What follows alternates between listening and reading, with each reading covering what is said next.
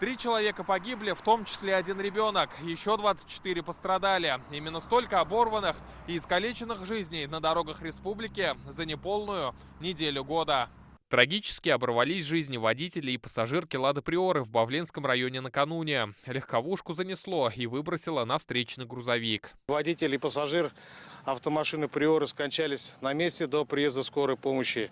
А пассажир, который сидел на заднем сиденье, получил телесные повреждения и госпитализирован. Это смертельное ДТП произошло в Верхнеуслонском районе 3 января. 2 «Тойоты» столкнулись лоб в лоб на трассе Казань-Ульяновск. 6-летний ребенок погиб. На 53-м километре автодороги Казань-Ульяновск водитель автомобиля «Камри» по предварительным данным выехал на полосу встречного движения, где совершил столкновение с автомобилем «Королла».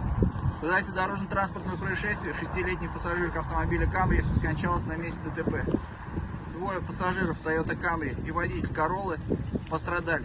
Фатальной могла стать авария и в Менделеевском районе. Накануне на трассе автоледи на Kia вылетела навстречку и столкнулась с 2 машинами. Как она оказалась на чужой полосе, зафиксировал ее же регистратор. Или она отвлеклась от управления, или просто занесло. Дети, сидящие рядом, не пострадали. Их спасли автокресла. По словам автоинспекторов, причинами аварий становятся снежные заносы и гололедица. О не самом лучшем состоянии трасс говорят и водители.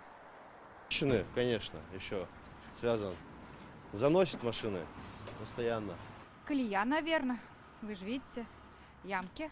Вот из-за этого дороги чаще чистить надо. У кого как. Кто-то был аккуратен, но с погодой не повезло.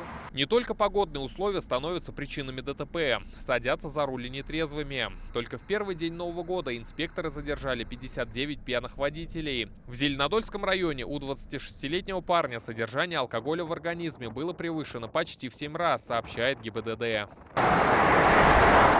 Накануне утром в Казани пьяный водитель пытался скрыться от инспекторов. В итоге нарушитель не справился с управлением и врезался в сугроб, после чего пытался сбежать, но был задержан.